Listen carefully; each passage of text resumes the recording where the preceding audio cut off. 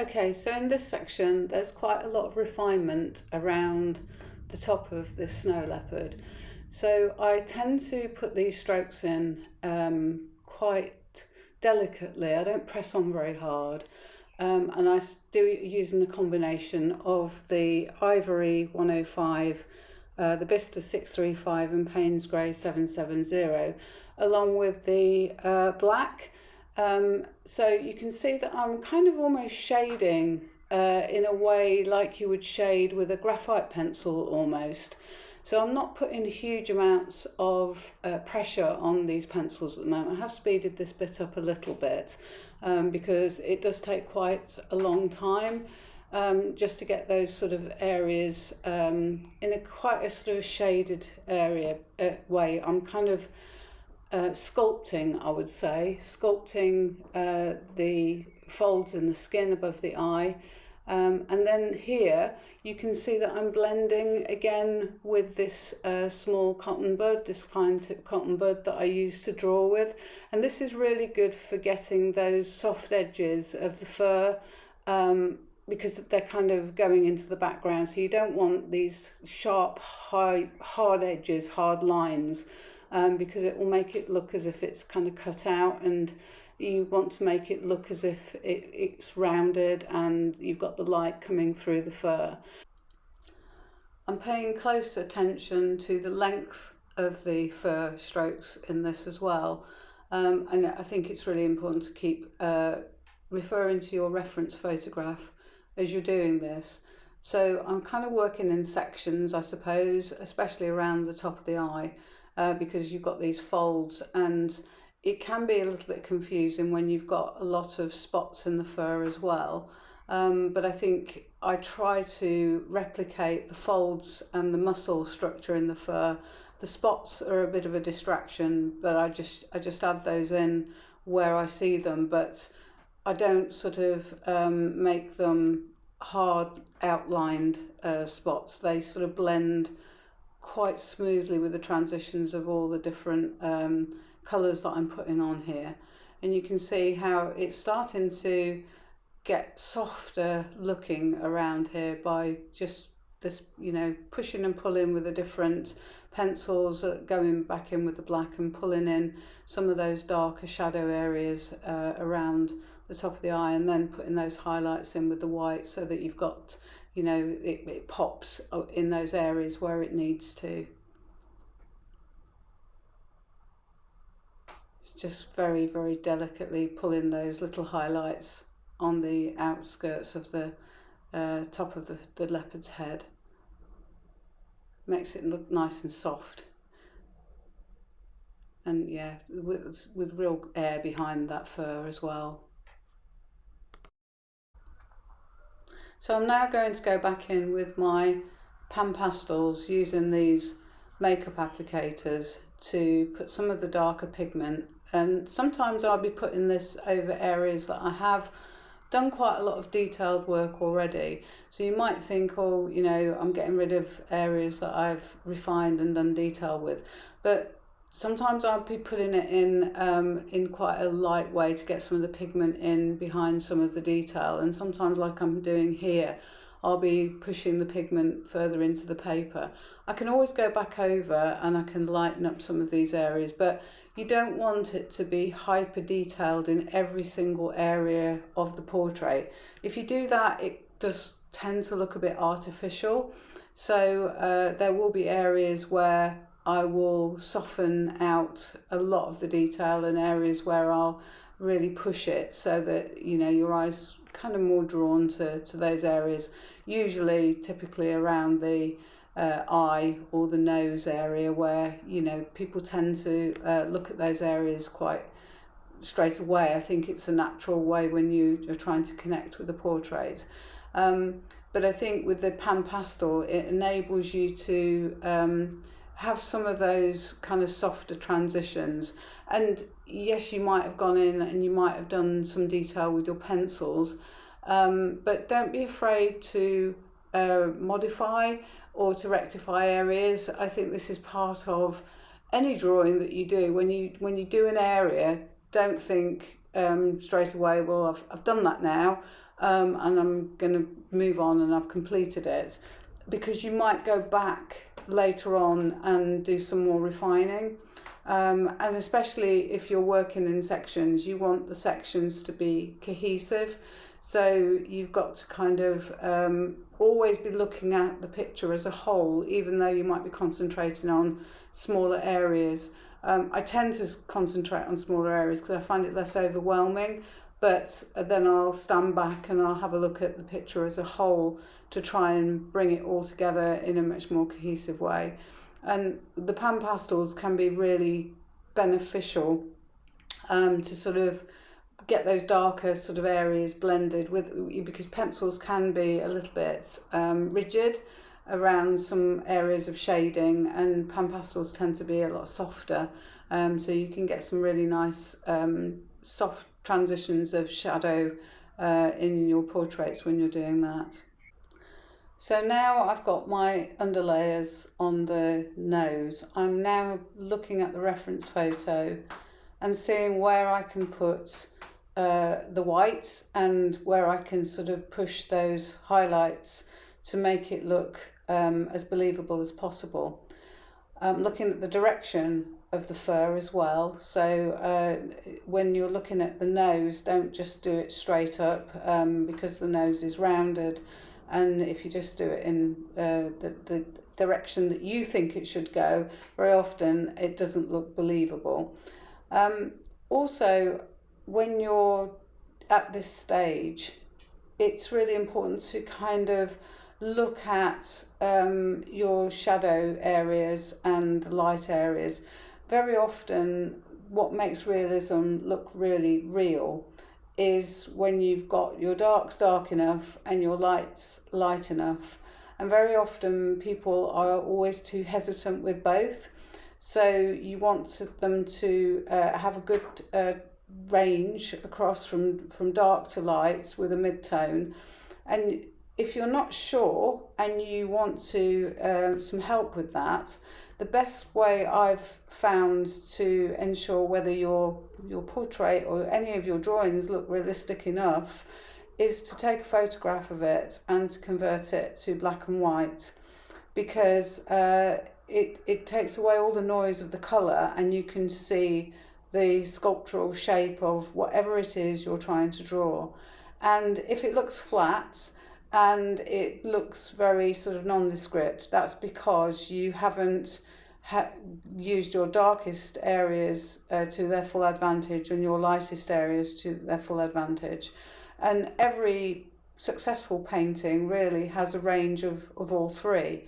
And ideally, every painting should have one dominant area, so either a darker dominant area or a darker lighter area to really make it pop.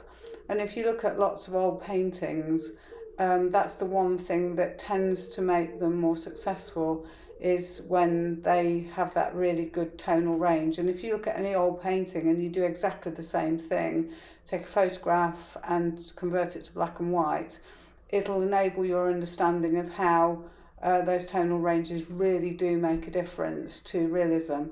So you can see I'm going over here with the Koh-i-Noor soft pastel white, and that's just to blend those white areas to get them even whiter, so that they've got those nice shadows that pop out. And again, it blends out a lot of the sort of sharpness of the fur, and it just makes it very, very believable. I love doing this. It's one of my favourite things to do, because you can start to see your portraits really start to come to life, and you're just using a whole range of different tools in pastel. And as you get more confident with using pastel, you'll really want to start to experiment with some of these techniques, and it's amazing some of the effects that you can get. I mean, pastel is such a versatile medium, and you know, there are some great products out there to try.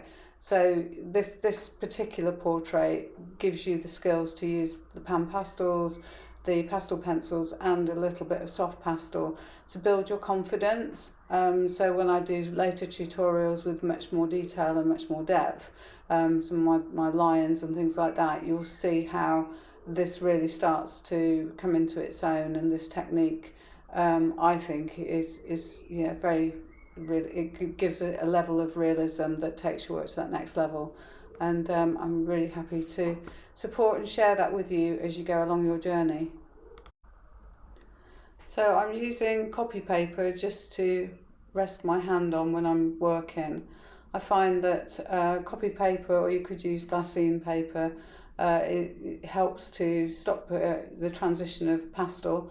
I can get carried away and you get pastel all over your hands and you can smudge onto the pastel mat. So I'm always really careful now.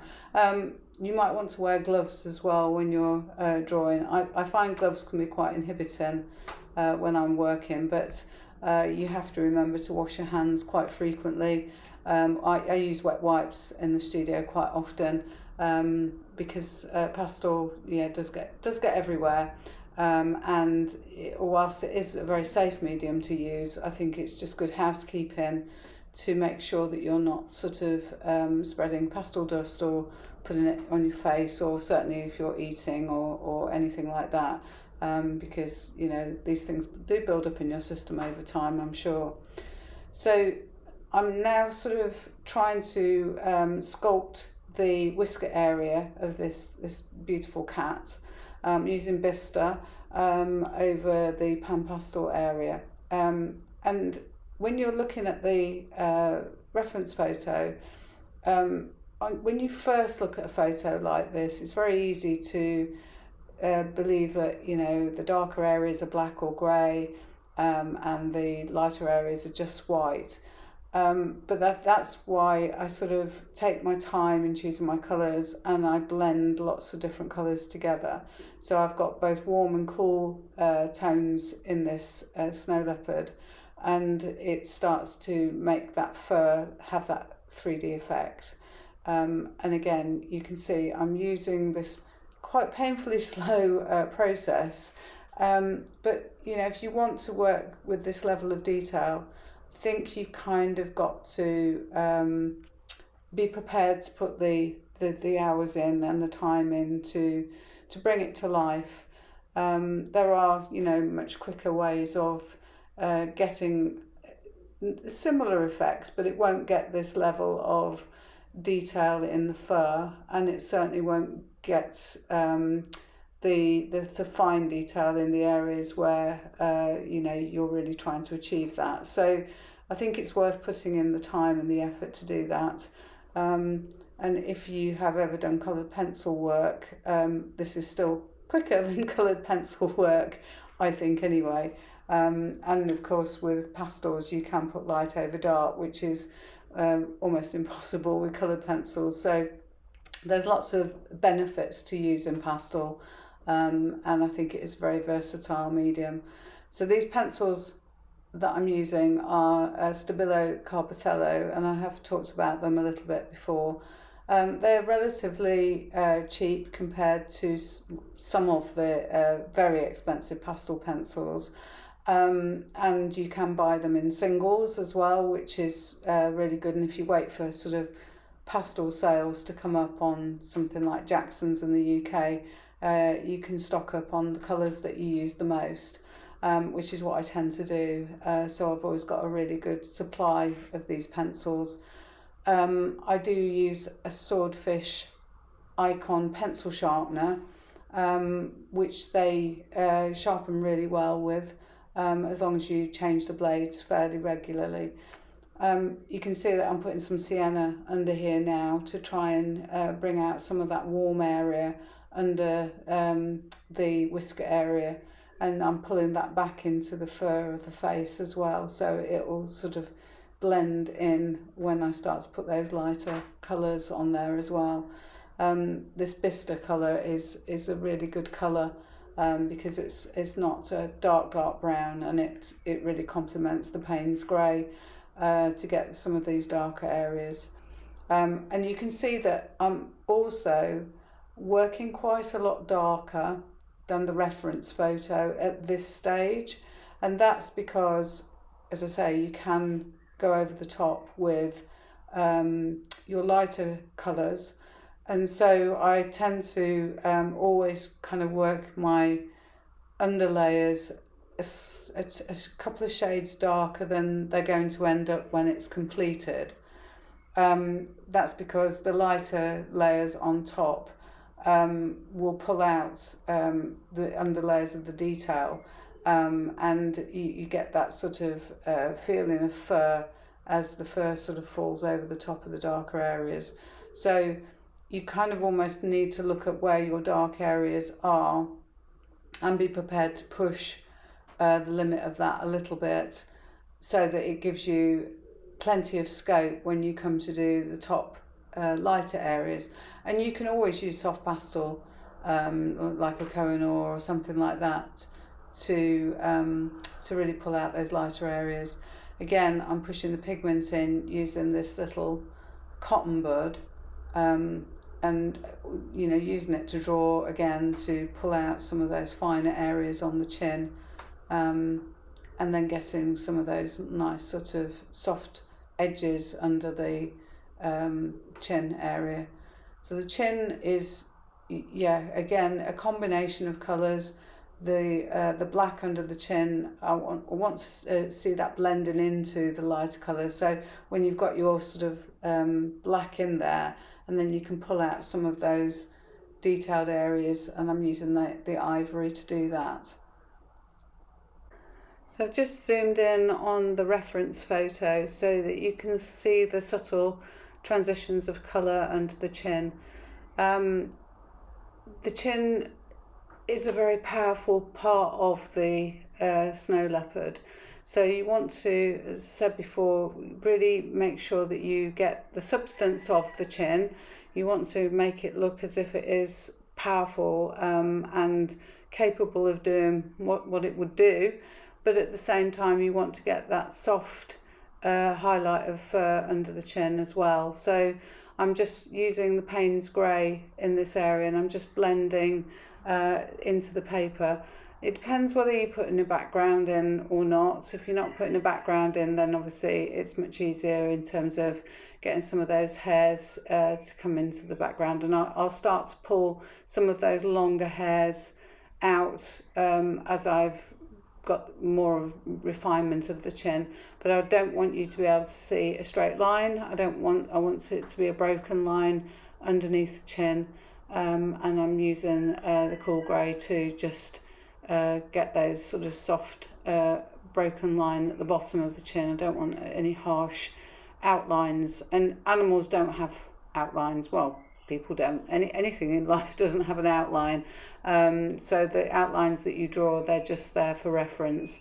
You can see that I'm changing direction of the fur a little bit, so that I'm not just coming down in one straight line.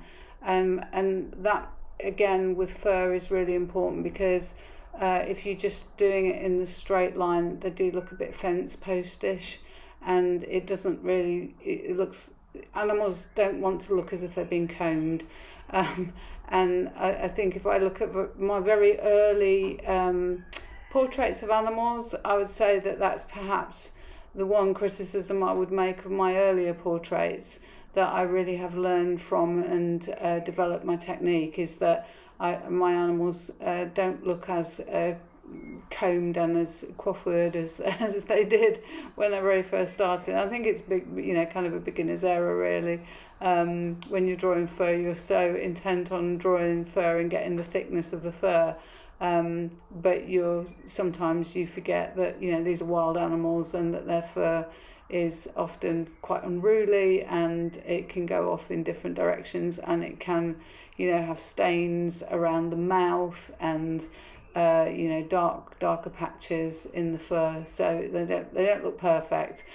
So with the reference photo being enlarged in this way, I think it gives you a really good idea of the transitions of the tonal range in the fur, and that's what I'm trying to replicate with this area here, where we've got the the mouth extending into the fur like this, at this sort of the end of the lips, as it were. I'm using the Payne's grey just to get those darker areas when I go over it with the lighter colours of the grey and the white. It'll really pop when you get your little white hairs overlapping the dark areas and the black.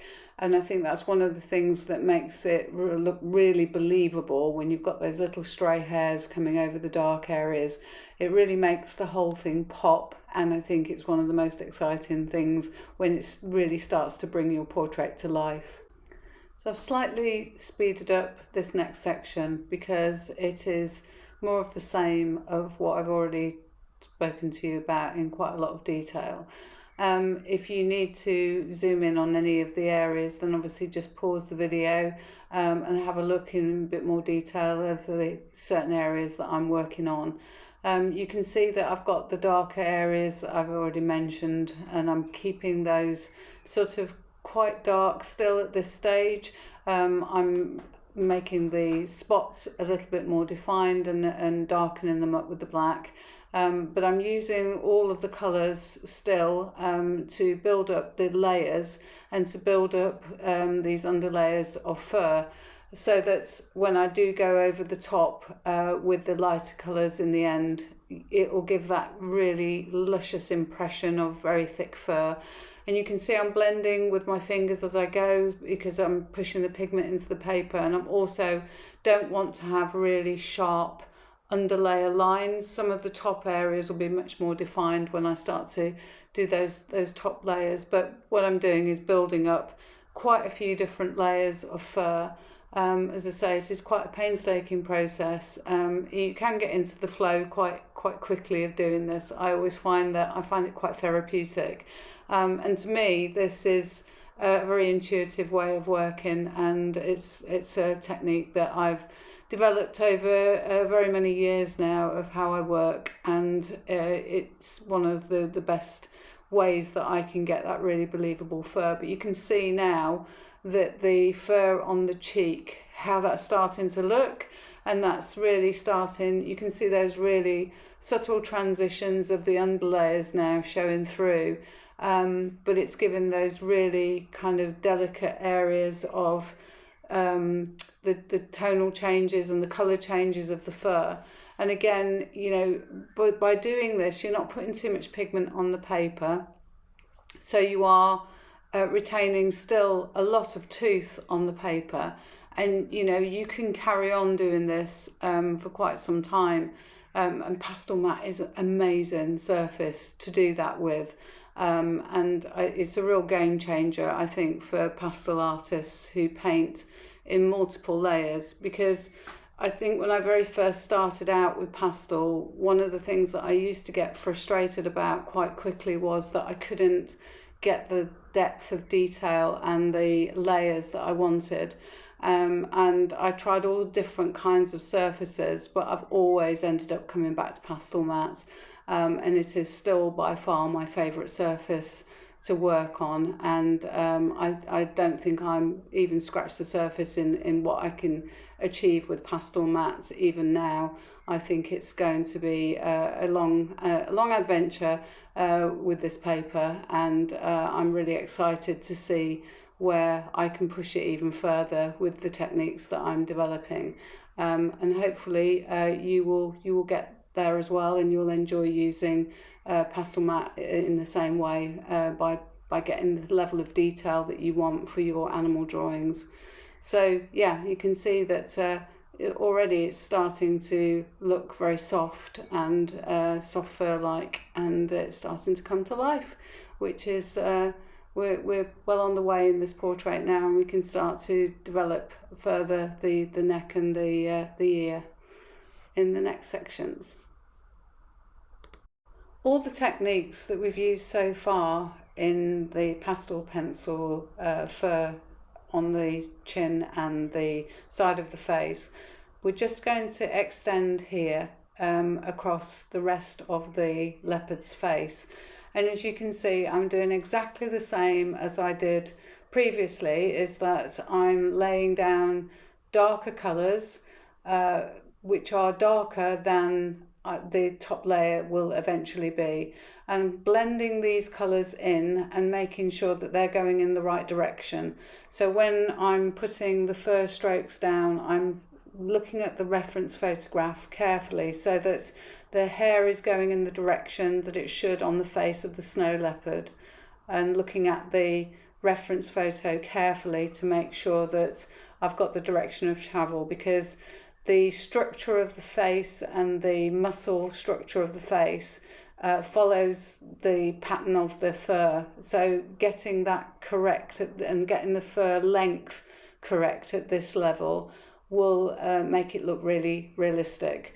You can see that I'm using a combination of both dark and light colours as I'm laying these strokes down, and I'm doing that deliberately so that I'm getting that textured fur effect. I will be going over a lot with the white, which is what I'm doing here, and I'm lightening up these areas where it's much lighter. So I'm retaining those darker areas, which gives it, that subtle form of the shape of the face. And you can see that we're starting to get some realism in this fur, and it's all starting to come together and look much more cohesive now. And as you work across the face of the snow leopard, you'll start to see it really come to life now. Obviously, when we start working on the neck fur is going to be thicker, it's going to be longer, so there's going to be slightly different techniques with that. So that's why I've speeded up this area a little bit, because the technique is exactly the same that we've used on the muzzle and the chin area, and we're just working across now and putting the highlights on there. So it's starting to really start to develop and come to life, and hopefully if you got to this stage, you have got the snow leopard starting to really breathe life into the drawing. And the most exciting parts, of doing the ear and the thicker fur are still to come. And that's where you can really start to develop these fur techniques in greater detail when we start to work on the ear and the neck area, because these techniques are just extended further in those areas. So we'll carry on and we'll start to develop those areas in the next sections.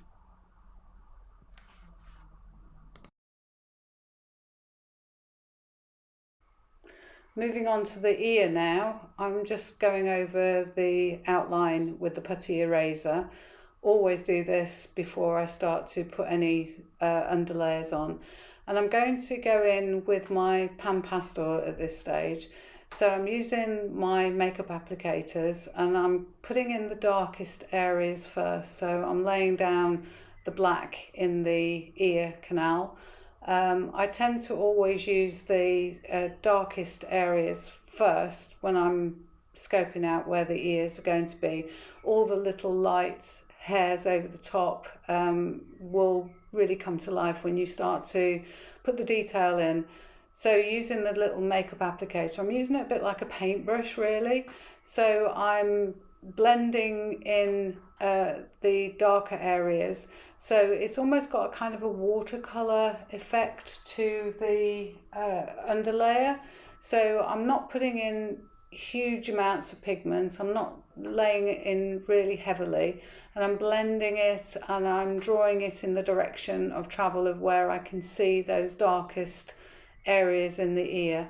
So I do tend to work quite intuitively at this stage when I'm putting in the darkest areas of pigment, and I always lay these down before I put any of the other colours on there, because I think if you've got your really sort of your dark areas scoped out and you know where your light areas are, then everything else kind of falls into place, a bit like a jigsaw puzzle really. So this very dark area of the ear, I'm just going to lay that pigment in there, and I'm sort of trying to draw the outline as I go along. And these makeup applicators are really great, I find, for laying down pan pastel. Some people prefer the soft tools that you can actually get with pan pastel. I find them, they are useful. They can be quite expensive, the amount that I would go through, and the makeup applicators for me do the job, and they can be thrown away when you finish them. So it would be nice if they were a bit more environmentally friendly, I guess. But they're one of my go-to tools that I do use, and I always try and use them until they've almost fallen to bits, really. So I'm putting in some of the spots on this leopard's face again. So again, I'm putting down all my dark pigment first before I go in and start putting some of the lighter colours on there.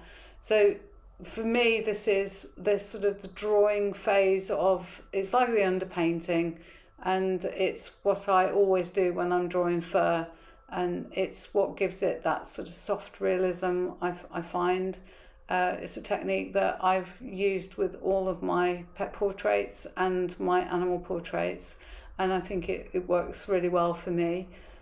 Don't put down really heavy layers with soft pastel. I do use soft pastel sometimes for underlayers if there's a particular colour that I want, but I find that pan pastel has that very painterly effect, which is really great for putting in lots of subsequent top layers. And you can see how I'm almost gently caressing the paper with this pan pastel, so I'm not pushing it in very hard. I'm just kind of trying to draw with this where I can see those darkest areas, and you can see it kind of, the black is replicating those sort of greys that would be under the fur. And when you come to put your top layers with pastel pencil in this, it's amazing how it really comes to life, and how you can get that really cohesive layer of detail that gives it that replicates lots of the layers that you would have. So again, I'm going around the outskirts of the ear. So I'm not doing sharp lines around the ear. I'm just putting some soft areas around there, so that when I come to do my pencil strokes of the fur, they'll pick up those underlayers, and it'll be that nice soft broken line at the top of the ear, so you haven't got those really sharp areas, which is something to definitely avoid with any pet portraits or animal portraits. I do tend to get rid of a lot of the paper colour when I'm working, and you can see that I'm going again very dark in some of the areas, and then I can pull that back a little bit lighter when I want to start doing the detailed area. But I try to sort of get rid of as much of the paper colour at this stage as I possibly can. Although you will see little bits of the paper showing through, I tend to like to have as much pigment on the paper as I possibly can to make best use of the underlayers and get those subtle shades of the fur. Don't be too worried about accuracy at this stage. You can see that I'm going in with yellow ochre tint now, so that's one of the lighter colours, and I'm just picking out where those really light areas are in the ear. But as I say, don't be too worried about it being perfect or getting accuracy at this stage. What you're doing is you're very painterly style, and you're just trying to get that softness of the fur. So you're not filling in great big areas, great big chunks of pigment. You're sort of, that there will be different sort of layers of pigment. So there'll be some more heavy and some more painterly sort of paler pigment, and that works perfectly because that shows through when you start to put your top layers of fur, especially when you've got like thick fur on the neck, which we've got here. And I am going more sort of creamy here. Again, I'll be able to lighten that up a lot when I start to do the top layers. But at the moment, it, again, is that slightly darker layer that I've got going on here, and that's what works to make it really pop when you start to put your lighter layers over the top.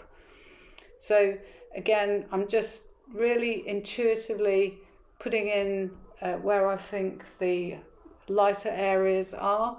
I'm not going in with loads of white, so I think that's really important to not put loads of white in at this stage. White will come over the top of this. I'm putting a little bit of white here, which is where you've got your very, very brightest areas of the ear.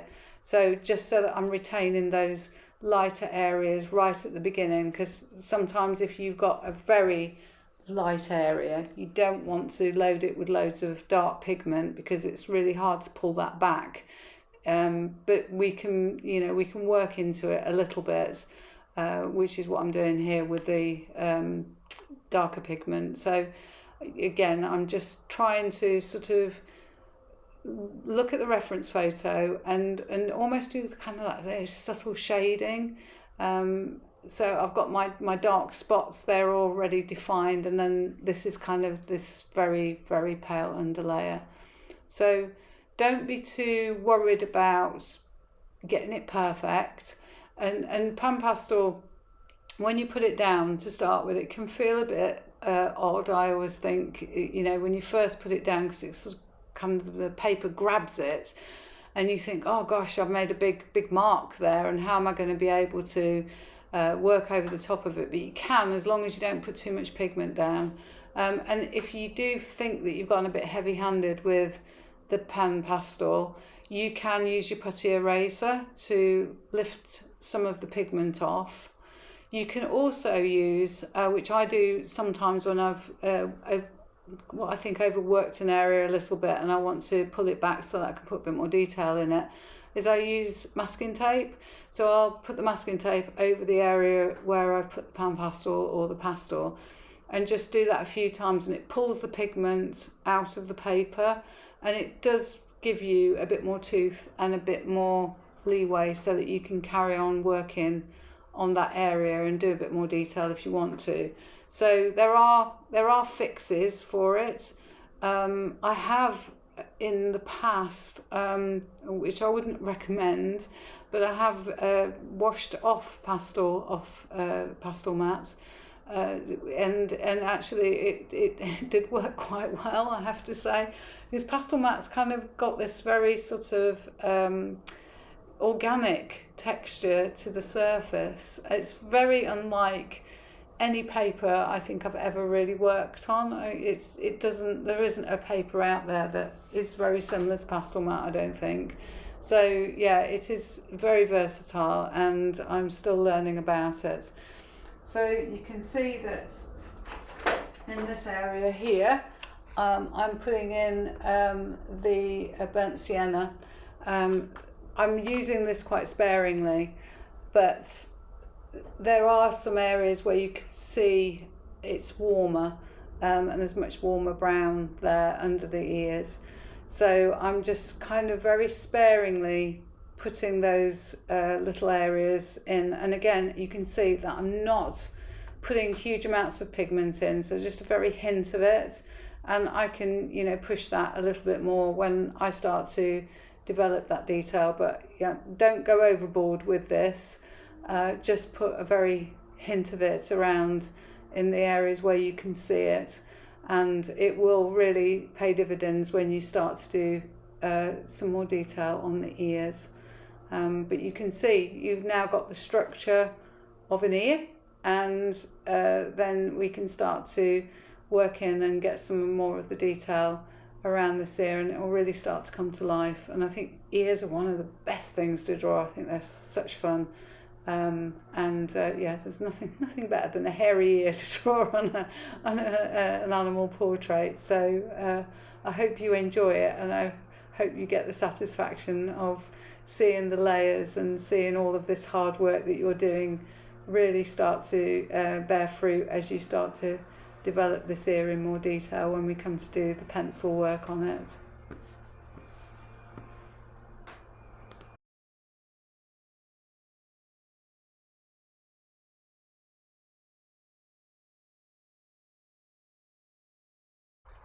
So I'm just going to soften the hair on the top of the snow leopard's head.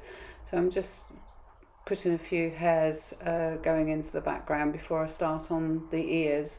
So the ears are very thick fur. So because you've got an area of such thick fur, we have to work in quite multiple layers with this. So as you can see here, I've got the bistre and I've got the black, which I'm starting to put the darker strands of hair in. So I'm going to be building up multiple layers of these, and I'm pushing up the fur from the dark ear canal, and I'm using quite a lot of lines in the direction of travel of the fur. So the first layers that you put down, they are quite sort of lots of straight lines going out towards the outer edges of the ear, and I'm really darkening the ear canal as I go along, because you know that is the darkest area of the ear, but you want all of your hairs to kind of come out from that area. So if you've got that quite nice and dark, when you start to put some of your lighter layers of hair on there, it's really going to look believable. And you don't want sharp edges. You don't want, so where you've put your pigment down for the fur, you don't want the sharp edges of that. So blending these in by using the bistre and the black at this stage will give you those nice broken layers when you start to put your top layers of fur down.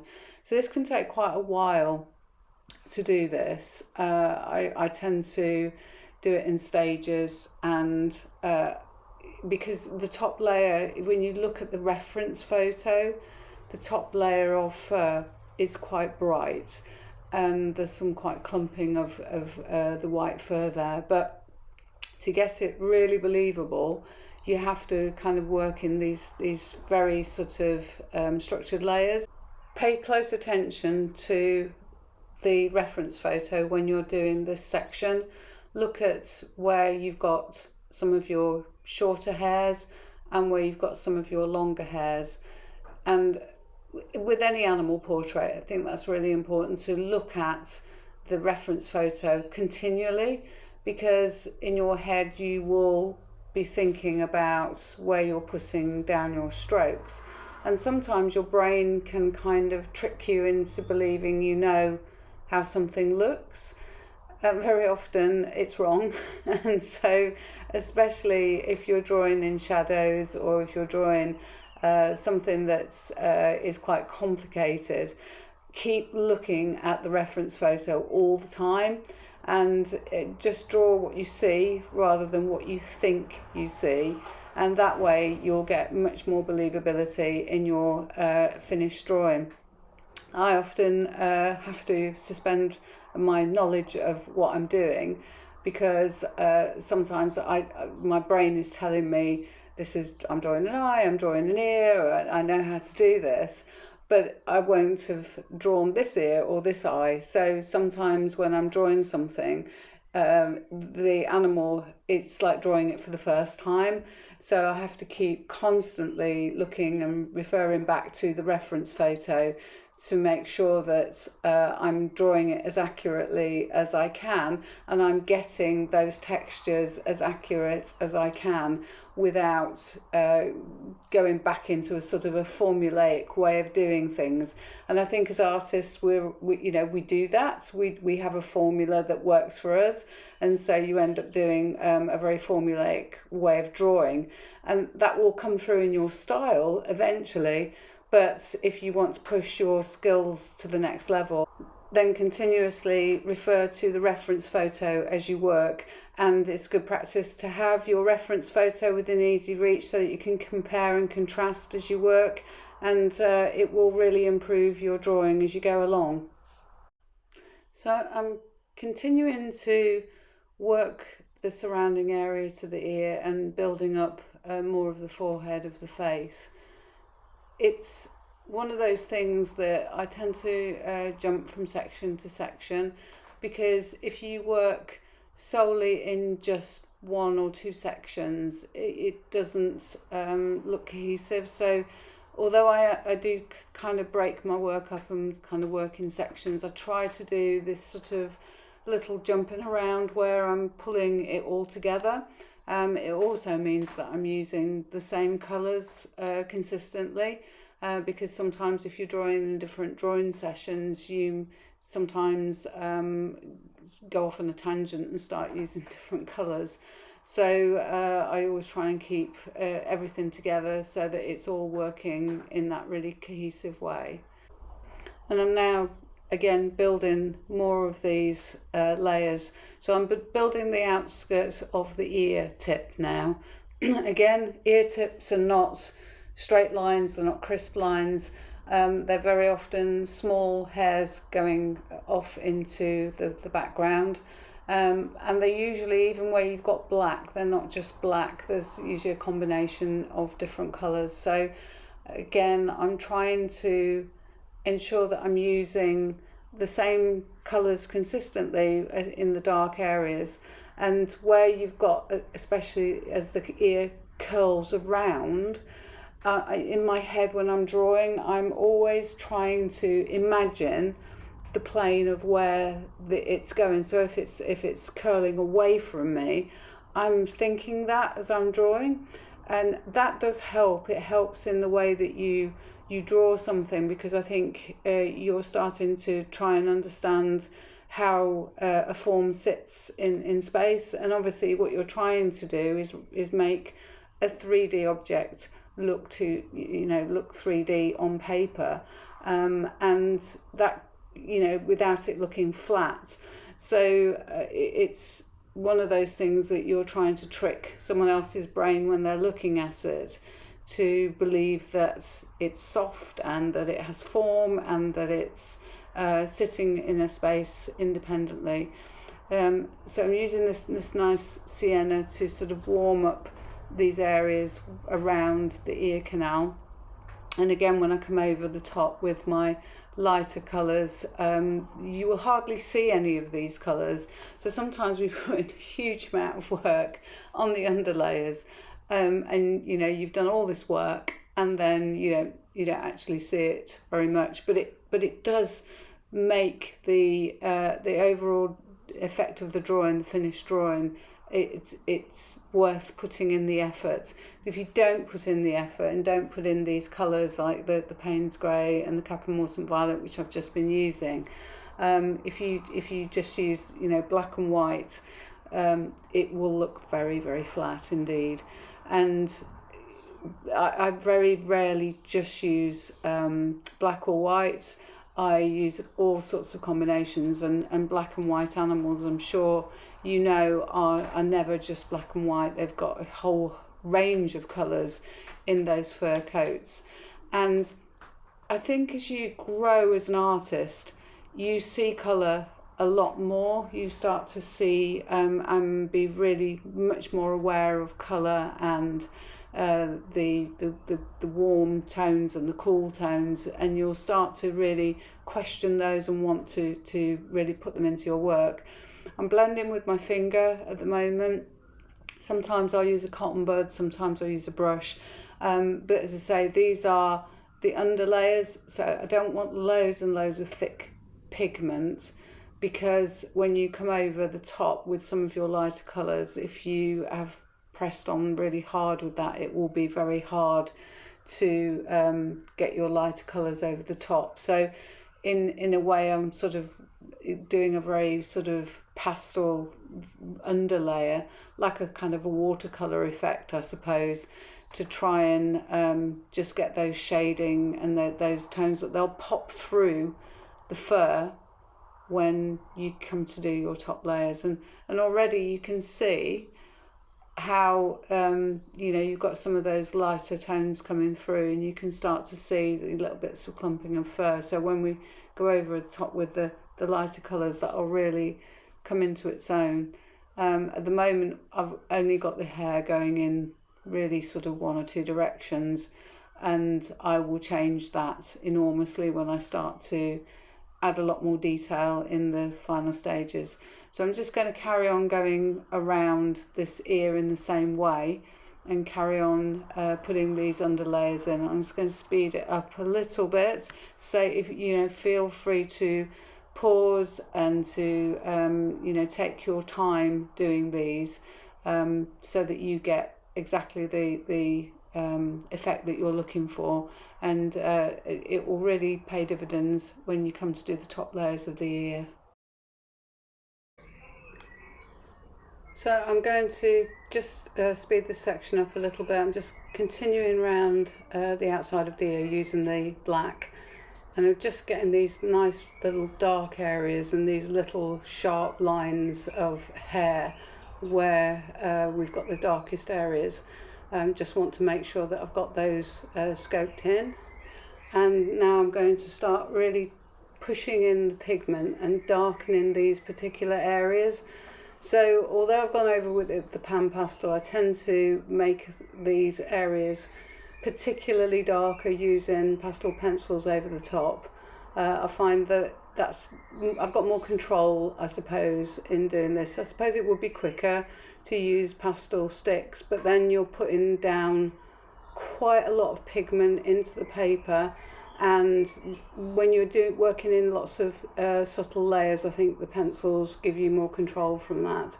I'm using the sienna here to just warm up these outer areas of the ear, and then I'm going to go over that with the shorter hairs over the top of it to get the fine detail. So you can see already that this ear, you know, when you look at it on the reference photo, you could, if you were looking at that with a sort of an untrained eye, look at it and think that there's probably 1, 2, 3, three maybe colours on that ear. But when you're actually really delving deeper into it, you can see that there's lots of subtle shades of, you know, warm browns, warm siennas, the Payne's grey, the white and the ivory. So all of those colours combined give it that real soft texture when you start to do these lots of layers and you're blending lots of pigment together. So yeah, I'm just going in and just constantly refining. You know, I can spend quite a long time noodling away on these areas particularly, and I tend to put in most of my effort in these areas before I start to put the top layers on. And actually, although the top layers are the ones that you see, and they're the ones that you think give the drawing that detailed effect, it's these layers that are critical to getting the structure correct. And if you have spent the time doing that, then that level of realism and that level of depth in your work will really shine through. So I'm now starting to be a bit bolder with the darker areas of the ear, and I'm pushing the pigment in, and I'm trying to retain those marks, those earlier marks that I made in the ear, so that you've got these sort of lighter areas just showing through, but then you've got the subtle shades of the brown and the black, and it's all kind of mixing it together and getting, you know, your really dark areas. Again, I'm pushing the pigment in using the black pencil to really get these really dark areas where I know that that's going to be the ear canal that's going to have all of these lovely soft hairs that are going to sort of just go down into the ear canal. So I'm just really at this stage now, I'm pulling out the real dark areas where you've got those sort of little channels going up into the ear, and you can see on the reference photo you've got some of those areas that are really showing through. Sorry, there's birds in the garden, and I think they're flying around making a huge noise. So you can see I've got this lovely warm colour of the sienna going on the outskirts of this area now, and it doesn't bear a lot of resemblance to the reference photo at this stage because I'm going darker before I go in with a lot lighter areas on top. Using the cotton bud to blend again, so use all the tools that you have in your toolbox to make it as soft and blended as possible. Yes, it is quite time consuming to do this, but the realism that you can get in ears by doing all of this work, I find it extremely satisfying.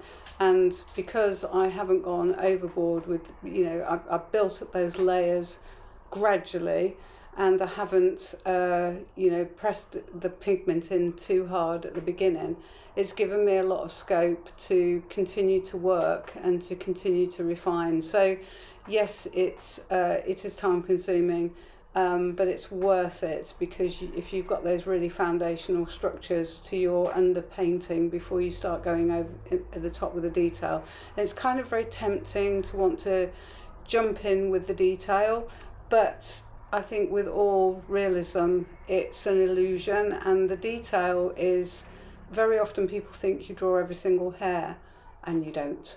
You give an impression that you draw every single hair, and you can see what I'm doing here now with the ivory, and I'm pushing that the lines out to the edge so that you've got the little sharp end of those lines going out into the black, and that will give you those nice soft hairs at the top of the ear. And look at the ear, look at where the hairs are when you're drawing this, because all of the ears have this kind of little soft short areas of fur just on the outskirts of the ear, and then you've got those longer, deeper sort of hairs that go into the ear canal. So I always put these on first, and you can see, you know, how those little lines are overlapping into the black now, and it's giving that lovely sort of soft effect of fine hair sort of coming out. And this is where pastel really comes into its own, because you can go with light over dark, and you know, as I say, with coloured pencil this is a lot more difficult to achieve that effect. You almost have to think about where your light areas are going to be right at the beginning, a bit like watercolour painting, I suppose. Whereas I think pastels are more like oil painting in that sense, that you can blend in lots of different layers. And I think that's why I call it pastel painting, really, because it is more like painting. But it suits me enormously, because I love drawing so much. But I can get those lovely fine levels of detail. And you can see now I'm starting to put some of these hairs that are sort of going over into the black, and you can see I'm pulling and doing very sort of sweeping movements. So I'm not being too accurate with these.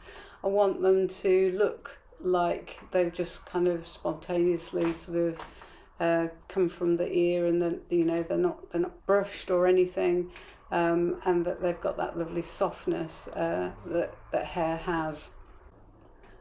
So I'm using mostly the ivory at this point. So, as I said before, I tend to use white quite sparingly, and I use grey one a lot in the white areas, because I think if you put too much white in fur, it can look a little bit contrived, and it can actually flatten it out a lot. I think using sort of warmer colours, especially underneath white, gives it a much creamier texture to it, and especially when you've got a animal like a snow leopard or something like that, then they're not really that stark white. They've got some white fur on them, but with those sort of nice warmer tones, it gives the fur much more depth. So the ivory is probably one of my favourite colours that I use in my pastel painting drawings of animals, and I think if I was choosing colours for any animal portrait, I think it's one of the staples that I always have, and I've always got a huge stock of these pencils because I go through so many of them.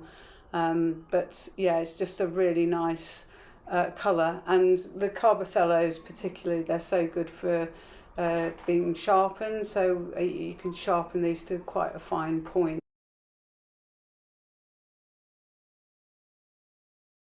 Fortunately, the camera froze when I was filming this section, so you can see that I've got all of the white hairs over the top of this. So these are the sort of white long hairs pushed from the ear canal over. So it's the same technique that we've been using all the way along, but using slightly longer white hairs over the top with some of the grey one to really get those clumps of hair coming out the ear. So just finishing off now with the rest of the snow leopard's face. So I've just speeded this little section up again, because it's more of the same of the techniques that we've been using all the way along the tutorial, and I'm just kind of finishing off on the top of the face, so that I'm bringing it all together at this point. And this is before I've sort of done too much of the light colour on the ear. And we can go back and we can refine, but that's why I say if you're working in sections, it is really important to pull the sections together at regular intervals, otherwise your drawing looks quite bitty. And that's why I'm sort of pulling this section now together so that it looks cohesive with the ear, and so that all of this section will be then completed to the same standard before I start to work on other areas in the drawing. And then the final sort of pass over the whole of the drawing will pull everything together and make it all look like it's a single drawing rather than something that you've just worked in sections. And you know, otherwise it looks kind of a bit jigsaw-y puzzle if you're not too careful. And yeah, it just, for me, that's one of the things that is so important when you're working on a large scale piece, is that to really make sure that all of the sections that I've worked on have that cohesion, have the same colour, temperature, transitions, and that you've got all your shadows and everything is in the right place. And yeah, I think that that's one of the things that brings it all together. So yeah, just finishing all this off, and then we will move on to the neck fur and the thicker, clumpier fur around the neck, which has got some, you know, nice warm brown colours as it comes down the side of the neck. And a different sort of approach to that as well. We'll be using more pan pastels in that area to kind of get those underlayers before we start painting in the pencils over the top. And we'll be moving on to the third and final part of this tutorial, so that you'll have a beautiful finished snow leopard portrait.